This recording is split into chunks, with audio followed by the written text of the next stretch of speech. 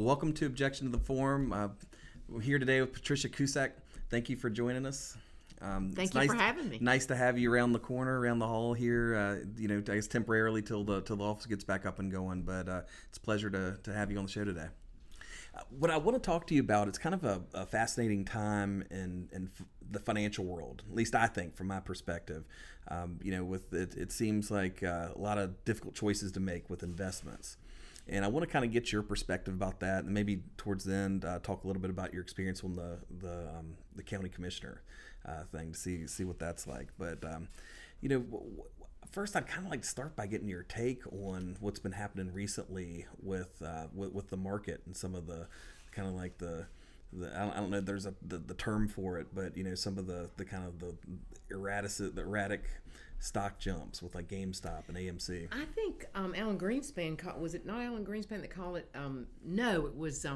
Maybe it was Greenspan that called it irrational exuberance. It is a tremendously interesting time, and I've been at this now for 20 years. So of course I've seen my share of ups and downs, and seen the complete bottom drop out in 2000, and then in 2008 and 9, and then again last year in March. When you pull in the driveway and the Dow's lost 2,000 points or 3,000 points, and y'all walk in the door kind of dragging, and I say, it's got to stop somewhere. It just has to stop. And as I understand your business, you're in the financial advising business. Yes. And so, are you a CFP, or is there any kind of label like that, or you just help people with investments? I am a broad range financial advisor, and by that I mean that I'm not married to any particular product or any particular company. I clear through one of the largest brokerage firms in the country, LPL Financial. But 20 years ago when I started my business, I took my name because I felt like I was the one who people were doing business with, Yep. Not a back office somewhere.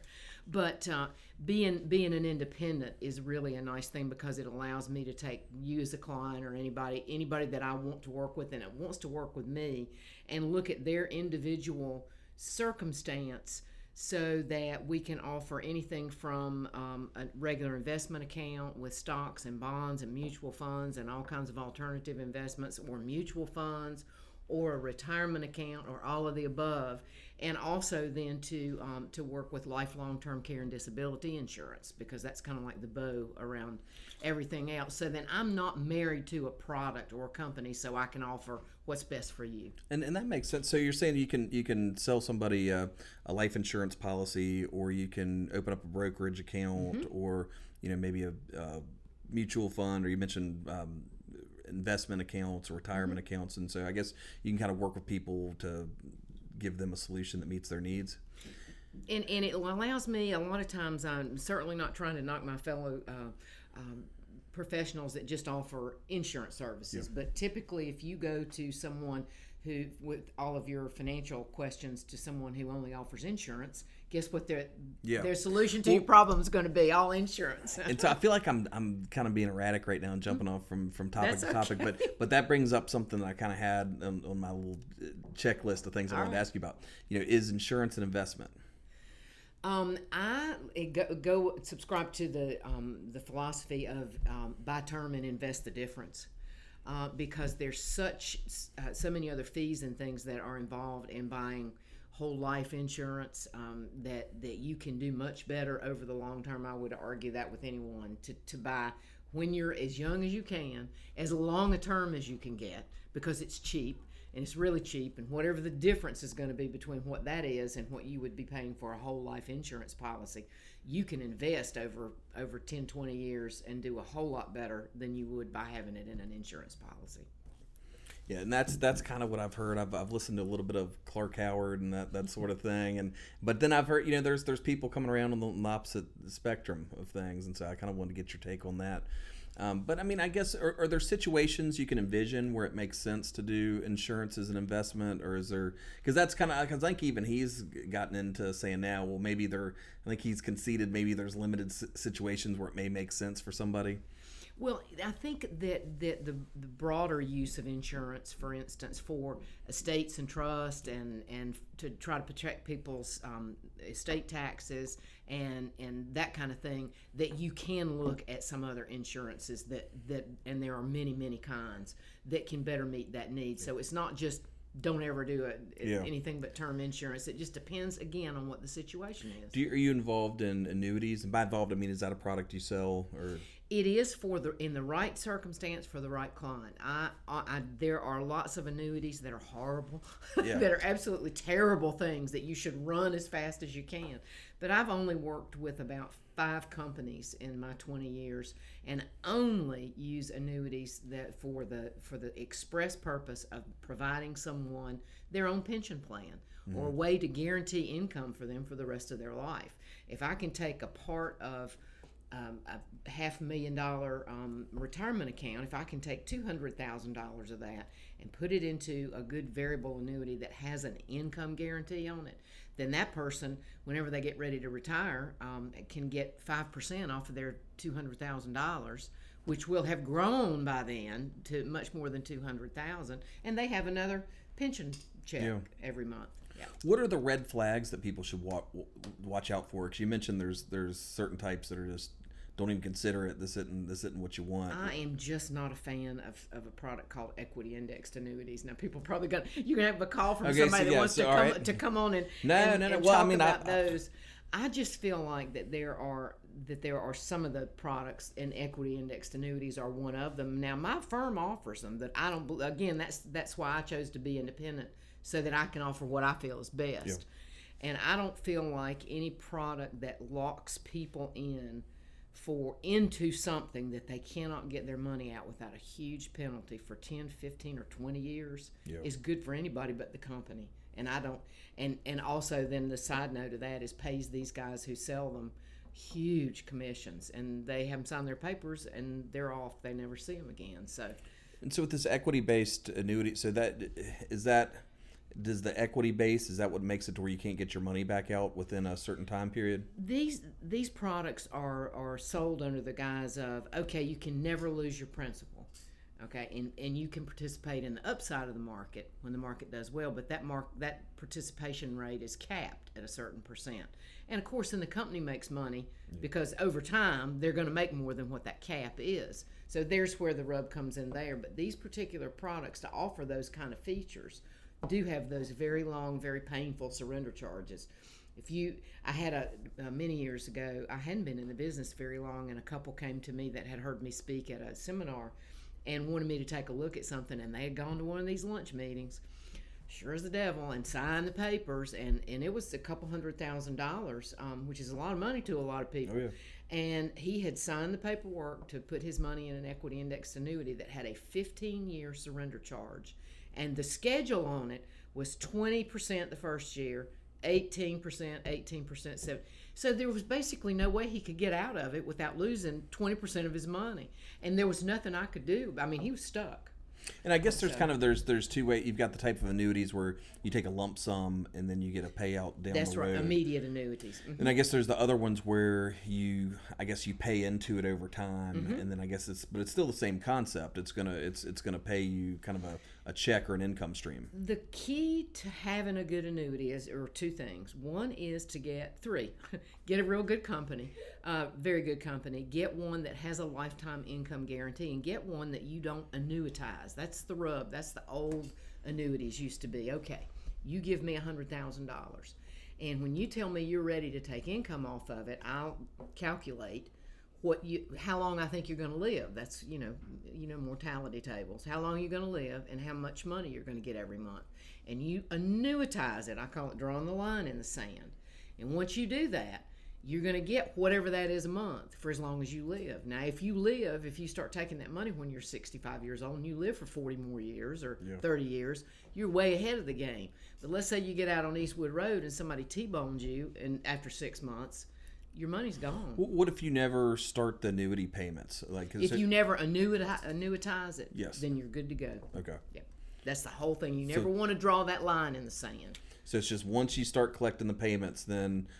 No, not two different things. If you have the lifetime income benefit, That's not annuitizing it. Okay. You can take that lifetime income, and if you take it, it will never run out of income for you. And if you die at any time in between there, then your beneficiaries will get what's left in that account. I see. With the line in the sand, they don't. Gotcha. That's the difference. So that's just so when the other ones when you annuitize it, and then don't you have to be like 59 or 59, and so then they're betting against you, I guess, at that point for the ones you're talking about. That's what insurance is all about. Yeah, I see. Yeah, of all kinds. That's right. So do you get involved much in kind of, I started off with just kind of the market volatility because that's kind of the first thing in my mind. Do you get involved kind of on a buy, sell, that sort of thing? Like I'm going to select the stocks for my clients, or are you primarily dealing with funds and things of that nature? Both.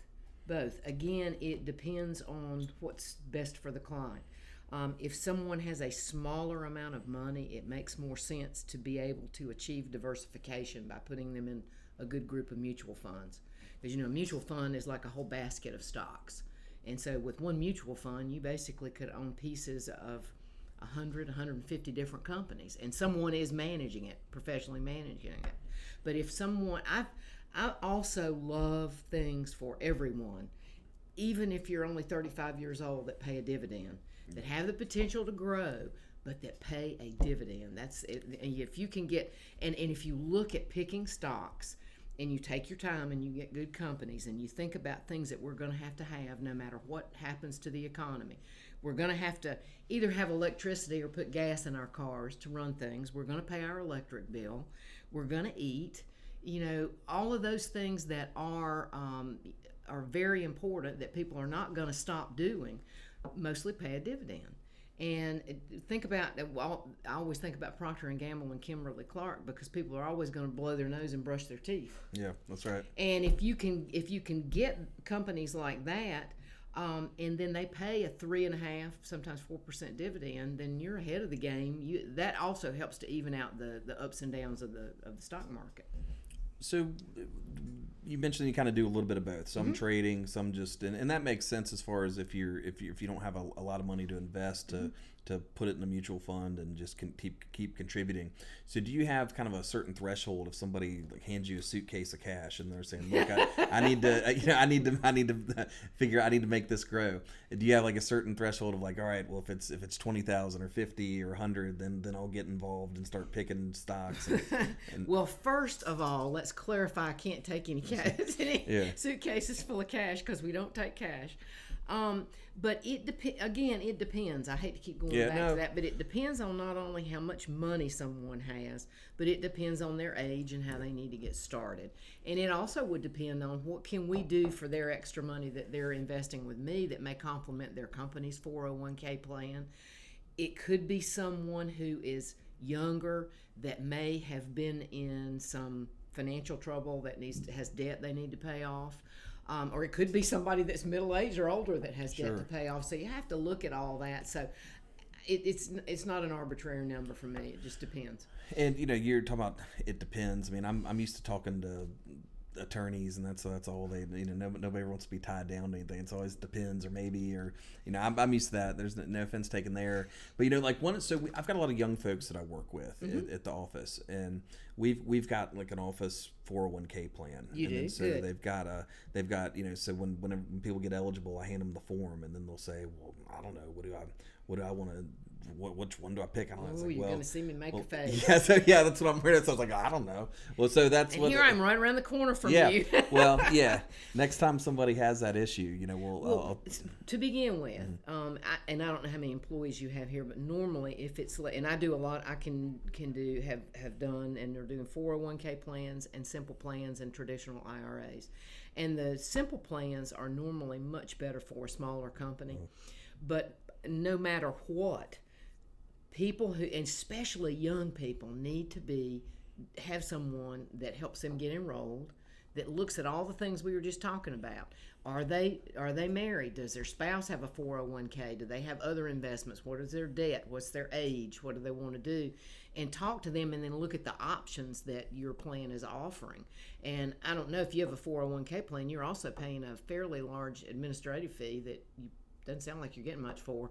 The simple IRA, basically, just cost you a very small match, and I bet you, maybe sometime I That's can look at your 401k. Yeah, well, that's what I started off doing a simple. And Did you outgrow it somehow, or? Well, so and maybe I was wrong about that, but what I did was I wanted to be able to contribute more than the limit of the simple. As I understood it, it was like 12,000 versus 19,000 for your maximum contribution. But the simple now is gosh, don't hold me to this. He's like 16,000. Oh, really? Yeah, it's gone up considerably through the years. I think to try to help with that, Okay. because a lot of companies would not offer a plan because of the lower numbers. But you might want there's some good comparison charts I can drop off for you. Yeah, You might want to no, that'd be take a interesting look at that. to take a look at. 'Cause, yeah, I definitely know what you're saying about that. And do you do a match? Yes. Okay. Yep. And that was one of the other things too, is that it kind of allowed for more flexibility within the 401k as far as the different matches, and as I understood the simple, it was kind of just straight up like everybody had to be kind of on the same program. It's not true. All right. Well, so simple may be the way to go then. It sounds like. And you can always do it. You can always convert it, but from a standpoint of anybody less than about 25 employees, is always going to be better off with the simple. And is that because of the administration cost of the 401k? And then again, any plan, I can't stress this enough. Part of what you're paying somebody for is to work with people, and I can tell you from having done this for 20 years that the best success happens when you do start with somebody that's younger, because that's when you get people in all good habits. You have bad habits and you have good habits, and if you get them in the process of saving and make it a way of their life. When we used to be able to go out to eat, that was, I can hardly remember that. My husband and I would go out, and he'd always get so upset with me because I'd be looking around. I don't care where you go. It doesn't have to be the most expensive restaurant in town. It can be a mid-range place in town. Where do you like to go eat? Well, I think the places in town I really like, I'm drawing a blank. Some of them, where do I like? I don't know. If you follow, let me. If you carry on with the example, if you look around next time, if you're this holiday weekend, you might be out to eat over the weekend, and look around at a couple having dinner. Okay, and let's say they're going to have dinner, and I don't know, but almost any place you go at night and get a dinner entree is probably about $15 to $18. And if they have a cocktail, then you add that on top of there, and by the time they add the tip and everything else, well, you do the math. And then if you look around and there's a husband and wife and 2 kids, and you start doing that math, and then you start multiplying that by at least 4, because I bet money that they do that 4 times a month. I wonder how many times they order a pizza. Okay, and you start counting all that up, and then when this is the time of year when people go to their tax person, and the tax person does what they're supposed to do. They say, all right, now you can lower your tax bill if you put $6,000 in an IRA, and they go, well, I don't have $6,000. Well, the $6,000 was at Domino's and the restaurant and everything else that you could have been doing all year long. Wasn't there a book about that, about going to Starbucks? Like, I remember the people talking about and you go $5. What is it? $5 for some of those drinks? I typically just get like a dark roast, but that's still pushing $3 these days, just for just drip coffee. It's wow. And I mean, it feels ridiculous because that to brew that drip coffee would have cost you maybe 50 cents. Probably not even that much, but somewhere in that neighborhood. But I get what you're what you're saying there, and I was just trying to think of, I don't know why I shouldn't have a hard time thinking of restaurants I like. The thing that used to always frost me was car payments. Okay, and now 20 years later, car payments are huge. I mean, they're like $800-900 a month. I mean, but back when I first started, I remember having this conversation, and I can speak freely now because the lady's not here anymore. She moved from Wilmington, but she had just gotten a small Mercedes, I want to say. And now 20 years ago, I think that lease payment was something like $400 a month. Well, I just thought that was incredible, and I said, let me ask you a question. I said, are you going to fund your IRA this year? Well, no, I don't have the money to do that. And I said, okay.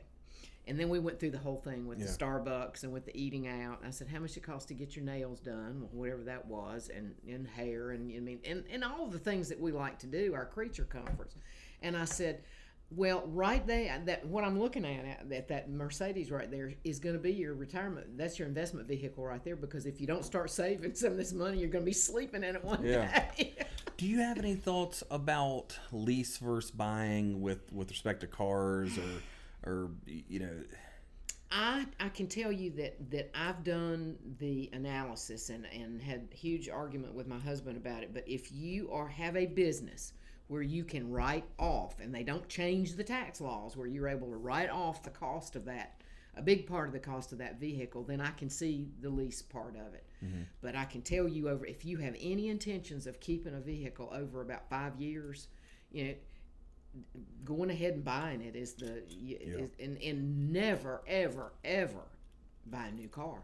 I mean, go get one that's a couple years old. I mean, there's great ones. Never buy a new one. I've never understood the benefits of leasing with respect to I mean, I guess I get it if it's a personal vehicle, or I mean a business vehicle. Yeah. And then I know with business vehicles, there's certain ones that could be written off in different manners depending on how heavy the vehicle is and things of that nature.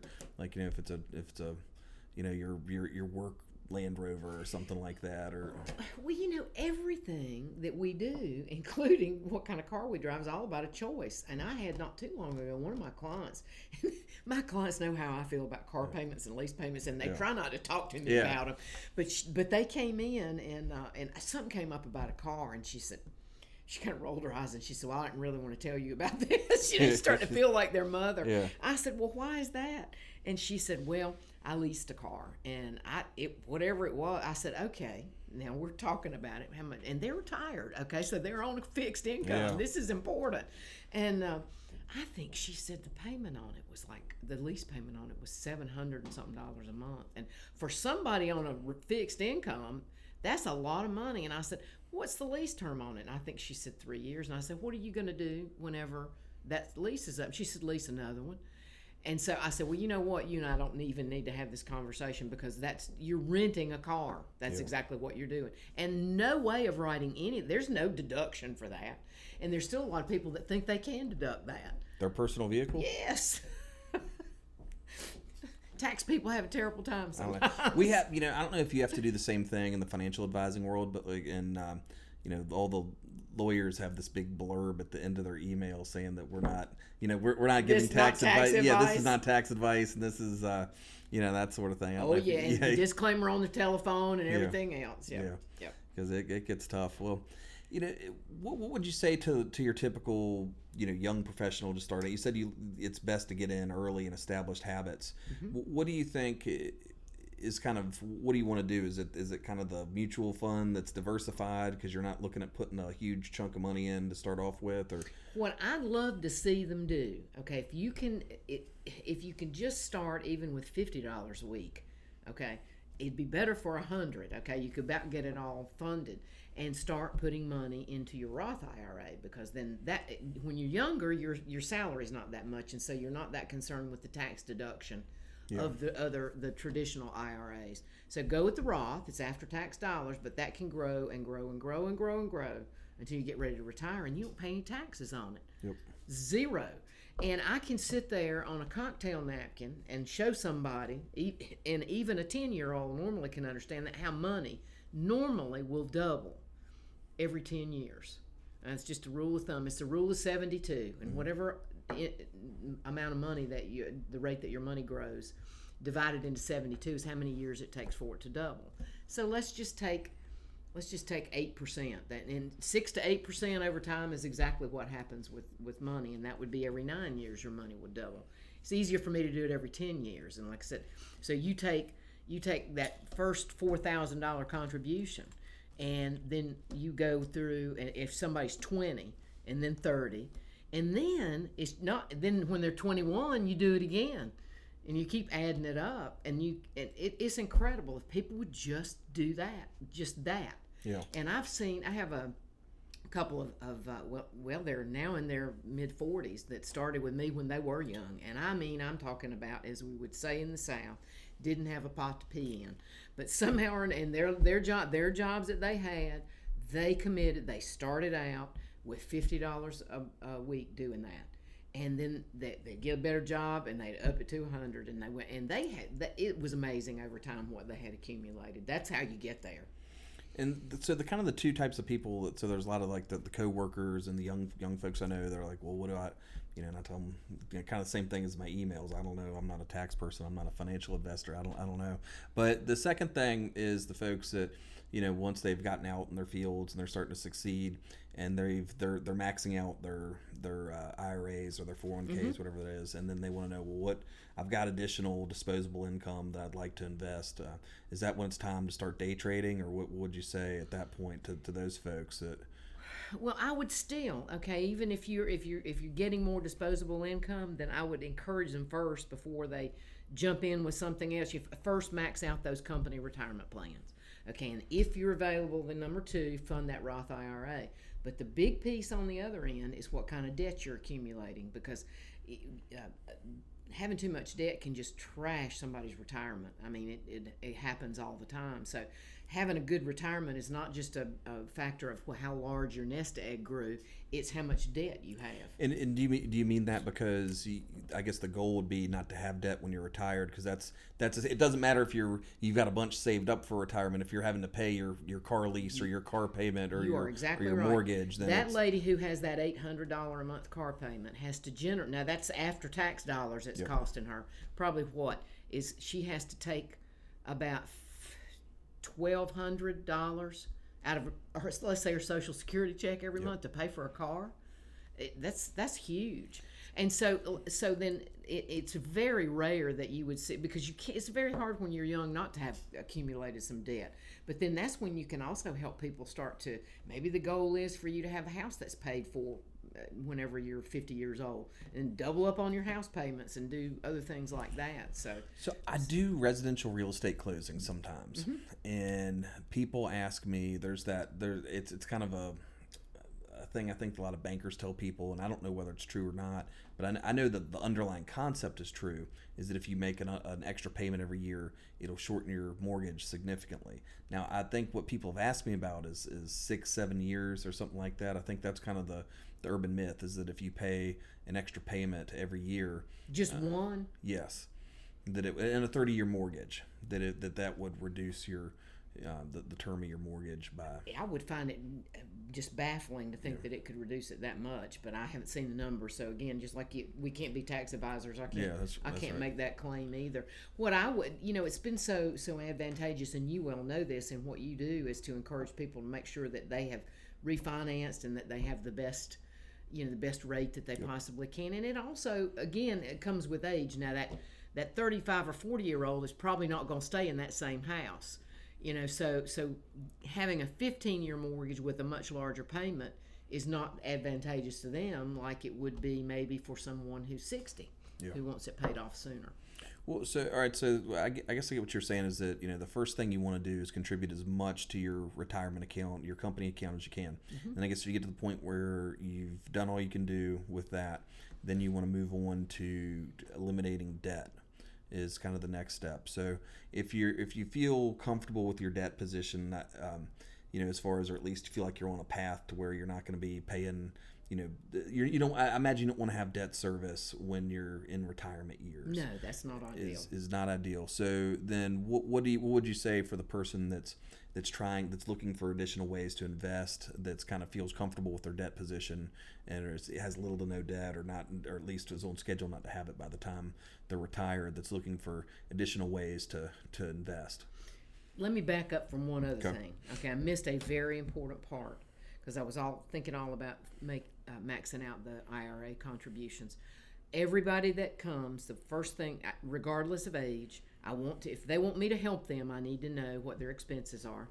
I need to know how much money it takes them every month to live, and that includes what they eat and drink and everything else. That's an expense. What that is, and then they need to figure out, if they don't have it already, their first priority before they do any of the funding of any of the rest of it is to have 6 months of their living expenses set aside. 6 full months. And if you don't think that's important, I can go and pick anybody. I can walk a block here and find somebody that would say, man, it would have been good if I'd had 6 months, because you can lose a job. Well, and so when you say 6 months, is that something you would put in just your checking account? You'd want to make sure you're flush with Where at least you can get it. It does not need to be invested anywhere. No more than CD rates are getting right now. I wouldn't even say that. I always kind of laugh and tell somebody to put it in a high-performance money market account, which earns 0.01%, you know. That's right. But to your point, after all those things, if they're on target to get their debt paid off in a reasonable amount of time, you do want to make sure maybe there's children involved, maybe there's college to plan for, maybe there's things that they particularly want to do. Everybody is different, and there are all kinds of things for people to invest their money in. Maybe somebody wants to, and you see this all the time, wants to buy a small rental property. They want to do that because they want to have rental income when they retire, and that works out well for a lot of people. Some people find out after a couple of years they were never meant to be landlords, and they hate it. And I know you've seen that too. Oh yeah. That's not for everybody. And it's not my fear right now. Okay, no, the thing that's keeping me up at night right now is that there really is irrational exuberance right now. Okay, and we all know, anybody that's been on this planet for more than 20 years knows that the stock market can have pullbacks. And we are due for a pullback right now. I mean, we absolutely are due for one. I don't know when. I don't have a crystal ball. If I did, that you wouldn't be able to find a parking place in Lumina Station because everybody would be lined up to see me. And I don't know, but I think it's happening in the stock market, and it's also happening in the real estate market. I just feel like in 2007 and 8, when my husband was having a fit for me to go to Carolina Beach and look at a hotel that had been turned into condos, to buy one for $150,000. Now, this was in 2007. I told him he was out of his mind. Now we're here again, and they're still having hotels that are being made into condos at Carolina Beach and Curie Beach and in other places. And now they're $450. Yeah, I was gonna guess $350. So yeah, $450. Yeah, that's. There's something wrong there. To me, that's my gauge, and that's nothing but my gut feeling. I don't want any of my real estate people to be upset with me, but there's something. Things cannot continue to just rise and rise and rise. Well, so that's one of the things of kind of like the amateur investing movement is like they stocks only go up. Is kind of is one of the mantras, one of the kind of. You mean the GameStop group? Well, yeah, the folks like that. That's one of the stocks only go up. Is the thing. You don't seem to agree with that. And everybody has everybody's risk tolerance is huge. Yeah. Because everything's going up. And the quickest thing on earth to change somebody's risk tolerance is a pullback in the stock market. Well, that's right. And so if you're, I see what you're saying, because it a lot of it doesn't make sense. If you see, you've had the worst pandemic since the flu of 19, the Spanish flu, and then you've got stock markets at all-time record high. What would it take to cause a stock or a drawback? And I think a lot of people feel like what you're saying, and nobody knows what it'll be. Like, will it be the tech stocks? Like, I guess that was the 2000 one, was the tech bubble, or will it be real estate like 2008, or who knows what it'll be? But what if you've got the same kind of feeling? Like, what should you do? Invest in gold or something like they tell you on talk radio, or is there? If you're very risk adverse and you're thinking there's a bubble coming somewhere, I just don't know where it is. What's the safest place I can put my money? Well, first of all, if you have a portfolio and you have inside of your IRA and you have options that you can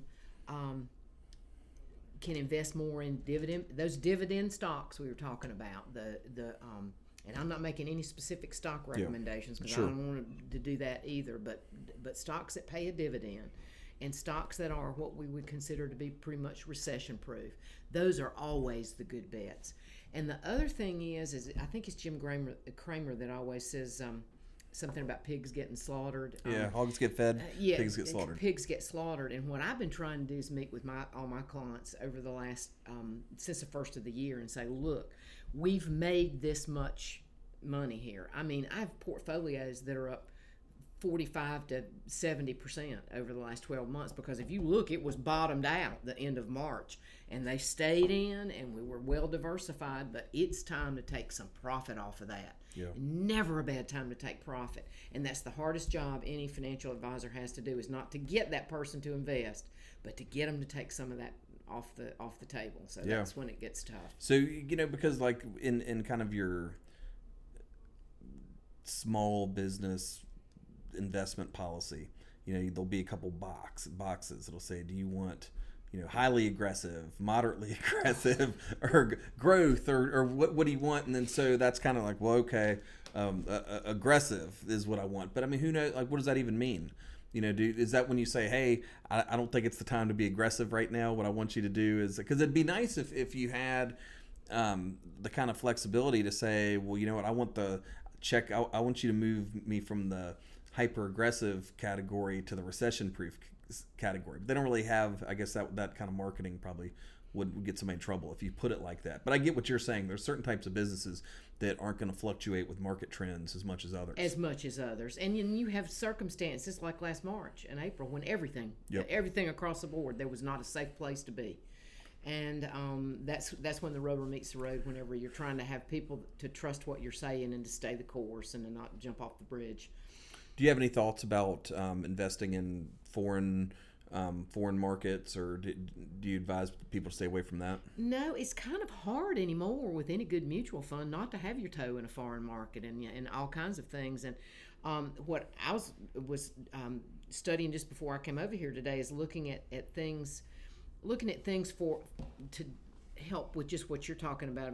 We know there's going to be a pullback. What's going to be the sector of the market that might be a little more cushioned than other places, and I was looking at things like, think about public the storage markets, and all of they're on every corner nearly. Or think about the real estate investment trusts that invest in things like Dollar General and Dollar Tree, 7-Eleven, and all that are pretty much recession proof as well. It's like the same shopping center that's everywhere. Yeah. Yep.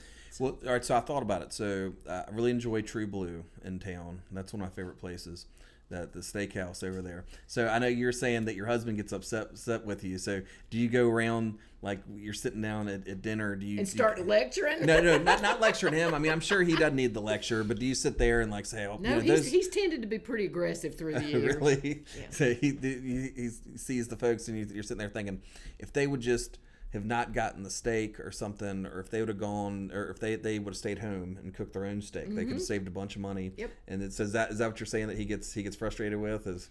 Yeah, I mean, we have that discussion quite a bit, and then it's really frustrating if you look at what the statistics are about the percentage of people of all ages that have nothing saved for retirement, no emergency fund, no nothing.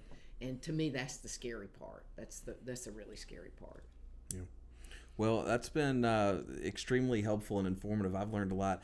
Before we're done, I want to kind of touch on your experience with the New Hanover County government. Yes. A little bit. Yes. So have you been involved in politics for a long time, or what kind of got you interested in that? Well, I think somewhere deep down inside of me, I kind of had a little bug, but I had never... and a couple of times I had actually thought about running for mayor because I would get so frustrated that we would have, and I love our mayor, Bill Sappho, but he runs over and over again and nobody ever challenges him, And my husband just had a fit, and he said, "You're not running for office. You're absolutely not." He said, "You don't have the temperament for that." Mm-hmm. So I don't know about you, but in my household, we don't do things that both people don't agree on. I mean, we have our difference of opinion, but nothing like that. Yeah. So then I had a couple people that had come to me in the community that in like 2014 and 15 and asked me about running for county commission, and I was like, I'm not your gal. And then in November of 15, somebody came to see me and they said, "Well, I've been sent here to do something nobody else has been able to do." And I said, "What's that?" And they said, "To convince you to run." And I said, "Well, I'll look at it and I'll talk to my husband, but he's not going to let me do this." And they said, "Well, ask him anyway." So I went home that night and very, very naively had printed out the schedule of the county commission meetings, which I don't know if you know that, but are 2 a month. Mm-hmm. So I figured, well, 24 meetings, I can handle that and do my business too. And so I go home and start talking to my husband, and I didn't even get finished with my whole little speech that I had. And he came around the bar in our kitchen and he hugged me, and I said, well, I'll just tell him on Monday that I'm not going to run. And he said, nope, I haven't seen you this excited about anything in your whole life. Yeah. So that's got to be flattering to have people come to you and say, we feel like you're the one that needs to run for this office. Regardless of what the office is, that's got to be a humbling experience, and I'm sure it'd be exciting, just to give it a go at politics. A lot of what we deal with as attorneys is kind of interpretation of the law, and we complain about it or how it could be better or try to pick holes in it. That's depending on what you're trying to do. But a lot of the folks don't really understand the lawmaking process and what goes into it and how it works. And especially at the I do some local government. I represent the town of Caswell Beach, and I've represented some small towns in southeastern North Carolina before. And so it's always fascinated me working with local elected officials, because they're public servants, and just like they've got careers like you do, and then you kind of jump in, and then it's not like your folks it's not 24 meetings a year. I can tell no, you that much. Yeah, and sometimes it's 2 meetings a month. Yeah, I can deal with that for a couple of years. Well, but then the meetings start lasting, going past midnight, and the meetings have meetings, and the committees have subcommittees, and it just goes on and on. But I tell you, it has been. I wouldn't trade the experience for anything, but I was ready to get back to my business, because about the third year in, I would answer the phone at my office, and people would say, my clients would say, we didn't expect you to answer the phone. We know you're busy with the county. Well, that wasn't the issue here. Yeah. The county was not supposed to take over my business, because that was the most important thing to me. So I knew I had to make some changes. And you do, when you go in, I think you always have rose-colored glasses, and you think that you can change the world. And, I'd like to think that we made it better. I believe that the thing I'll always be the most proud of in that whole 4 years is because a lot of times when I would come back home and come down Market Street to go to my house after a long meeting, I would think, man, what did I do that really mattered? But in September of 2019, I happened to be in the right place to make something really good happen, and that was to help move the hospital sale along on the contingent that we would take $1.2 billion from that sale and set it aside, take it out of the role of government, out of the hands of government, and to put it in a community foundation, because I said I would rather see, I knew good and well in 3 years that any government, state, county, and I'm not pointing my finger at anybody, any group would, let's say, flitter it away. I was thinking of a word that started with P, but that's not a good one. So we're able to do that. And it sounds like the advice that you give your clients, and kind of like you've talked about today, is like, take some of the money and put it away. Well, if you won the lottery, and you're one of my clients, and if you win the lottery and you don't walk around the hall and come talk to me, I'm looking for you. Yeah. Okay, so you come in and say to me, and if you did that and you say you won the lottery, well, the first thing I'm going to ask you is, who do you owe money to? Yeah. Well, let's pay off your mortgage. Let's pay off your car. It's the same thing over here, pay. And I'm hoping that what the county does is use some of the other money outside that community foundation. There's still hundreds of millions of dollars to pay down their debt. And they could do that. They could pay as they go for years going forward. Or buy a baseball stadium or something. Like that would be. You can talk to Sappho about that. I was disappointed. I don't know if that was a county thing or a city thing. That was a city thing before me. I was very disappointed because I was thinking that'd be great if the Braves had a team down here, but didn't work out. So I don't know, but I think that is a extremely positive thing to have this fund. And that'll be a good thing for Wilmington for a long time, or New Hanover County for a long time. And it's that was one of those things where if you're serving like on county commission, there'll be zoning issues, there'll be projects, there'll be this and that. But what we worked on during the time I was there was a once in a lifetime. You just don't get the opportunity to be sitting where you can help make decisions to make healthcare in this region the best in the eastern part of the country. And to make a foundation. Oh, by the way, we're going to have $1.2 billion that ought to be able to give. It's only going to be able to give out every year no more than what it makes. And I think the bylaws limited it to 4%. So that's about $50 million. Yeah. A year, every year, forever. Look at what you could do with that. Yeah, I guess just keep it in the traditional, keep it in the recession-proof. You got it. You got it. Yeah. Well, thank you very much for coming on and joining me today. And I really learned a lot. And welcome to the building. And thank you. This is a very helpful experience for me. Thank you so much. Thank you. Nice to be with you.